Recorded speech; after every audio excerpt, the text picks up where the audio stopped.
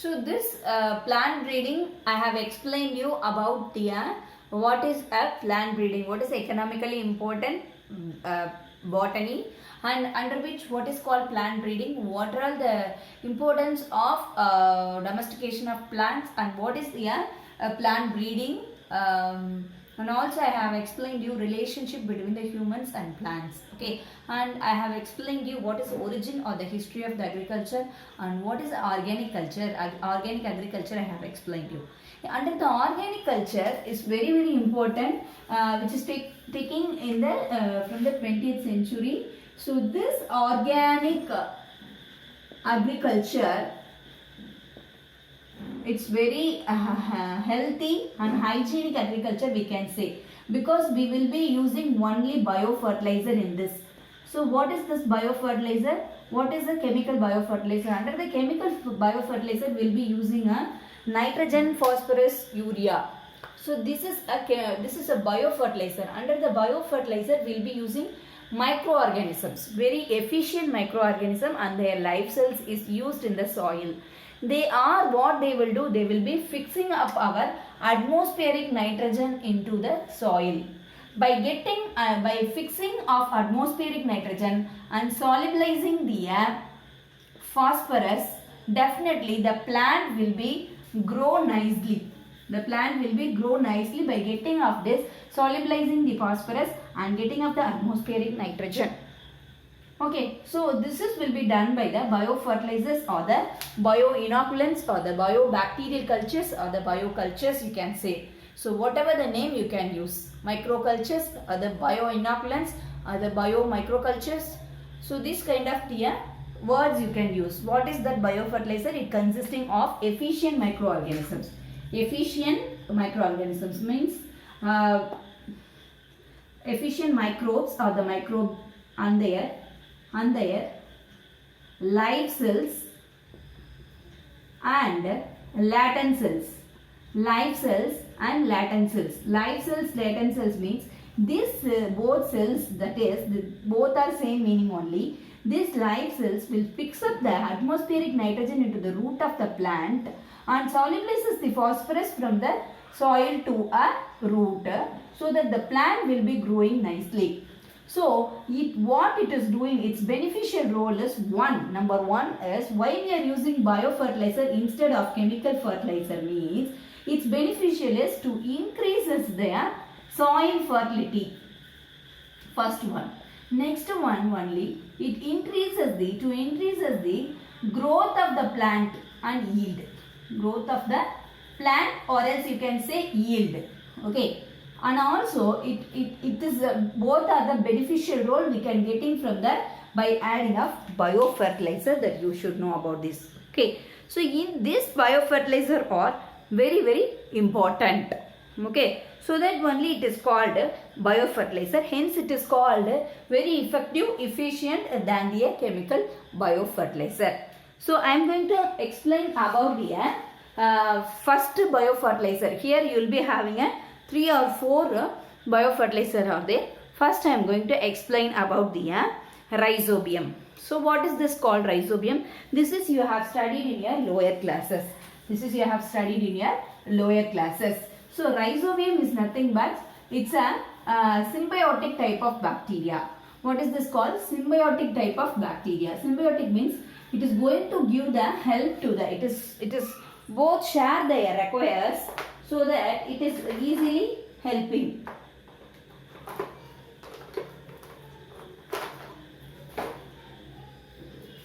It's a symbiotic bacteria which is usually present in the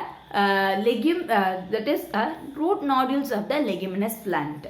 What I am trying to say, if you are taking a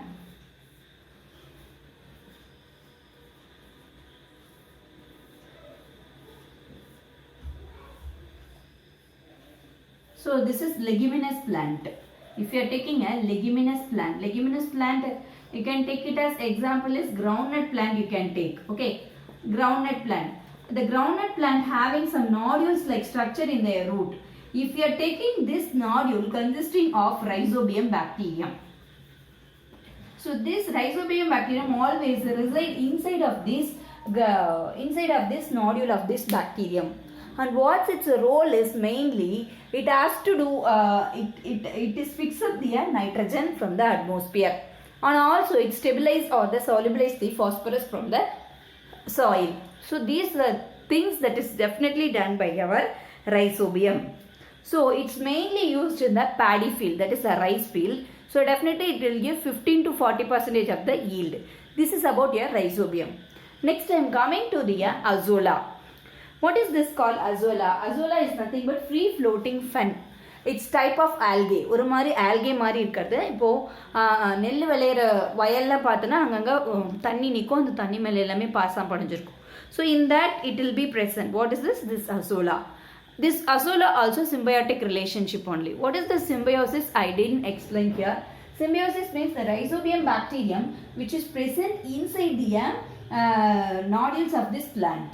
Okay, so it is taking a food from this nodule, and in turn it helps to the plant by giving or by supplying the atmospheric nitrogen.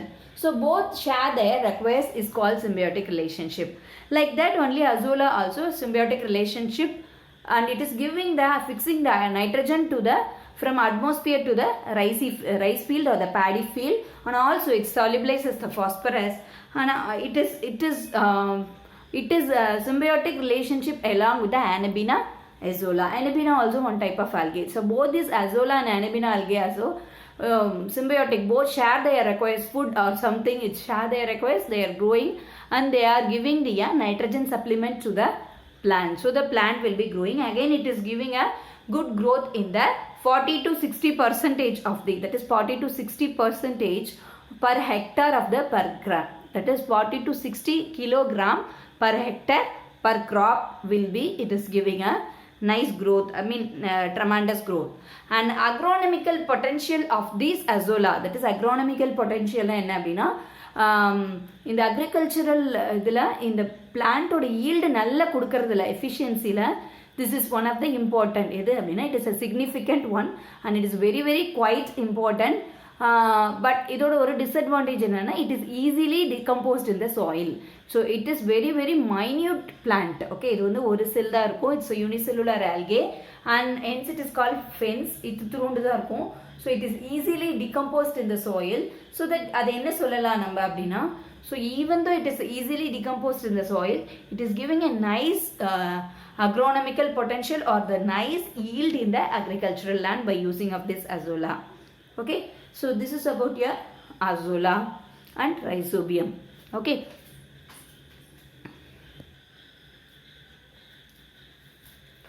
and this is about the arbuscular mycorrhiza. What is this called, arbuscular mycorrhiza? Arbuscular mycorrhiza means if you are taking a plant, this is a root part. This is the root part. Okay, this part is root and this is the stem. This is about root, stem, leaf, all those things is there. What is this? This part is by the plant is supplied with arbuscular mycorrhiza, and here the plant is not supplied with the no arbuscular mycorrhiza. This AMR, that is this arbuscular mycorrhiza means it's a mycorrhiza or mycorrhizae. Myco means fungi. Rhiza means roots of the plant.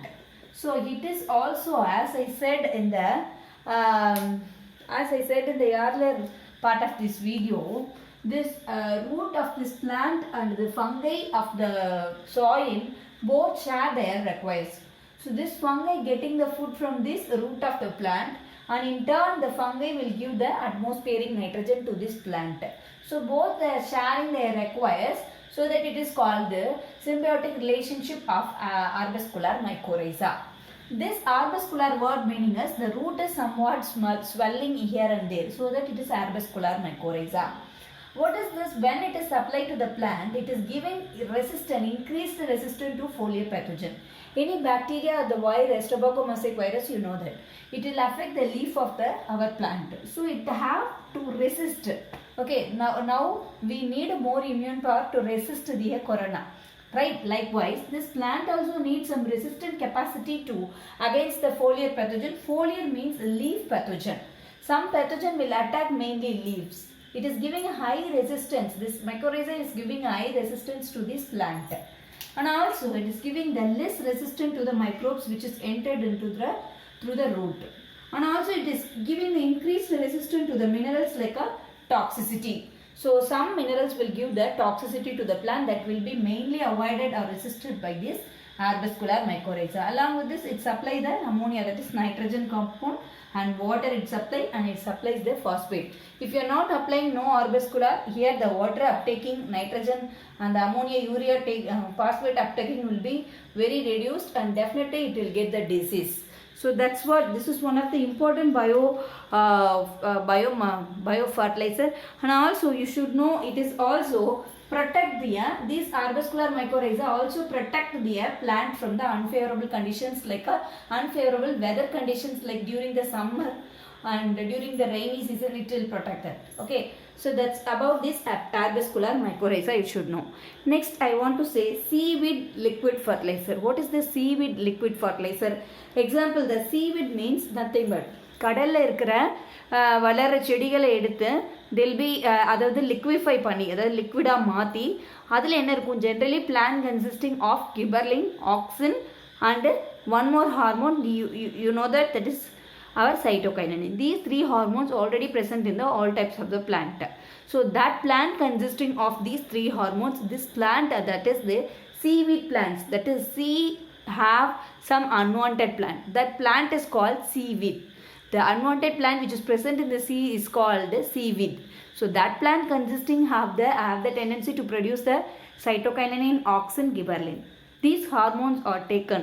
These hormones generally taken from the algae, that is brown algae present in the sea. That is sea consisting of here and there rock. That rock having some type of algae, that is seaweed. That rat algae is also called kelp, K-E-L-P. So this algae is liquefies and it have the hormones. When it is supplied to the plant, it is giving vigorous growth to the plant, which is giving a very much vigorous growth to the plant. And not only it is eco-friendly, and also what it will do, the plant sometimes have the minerals problem. Minerals toxicity will be takes place in the plant. So that minerals, everything will be, it reacts with the metals and minerals. So as I said here, minerals toxicity and metal toxicity is there. Main is metal toxicity will be avoided by arbuscular mycorrhiza. Likewise, the seaweed also, the metal will present in the soil which will causes the toxicity to the plant.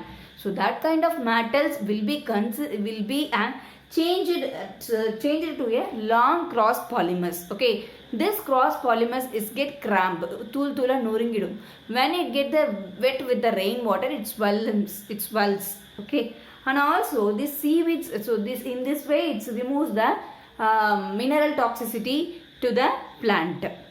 Okay, and also it gives the vigorous growth to the plant. And this is about 50 meter size of this algae, that is seaweed algae I am telling. And this is very very important, very very essential biofertilizer because it supplies the carbohydrates and 70 minerals, that is 70 minerals are present in this kind of the seaweed liquid fertilizer. You should know about that. And also it promotes the vigorous growth, as I said again and again, it's vigorous growth to the plant. If you are going to seed a plant, that seed should be immersed in the, or it is placed in the seaweed liquid fertilizer. Definitely it will germinate soon. Okay, so this is very very important, and it is very very significant, and it's give the better growth for the plant, and it is very very important biofertilizer among the four, that is Rhizobium, Azolla, and these arbuscular mycorrhiza. This is very important and it's very efficient also. Okay, that's about this video. In the next video I'll explain about biopesticides. Thank you.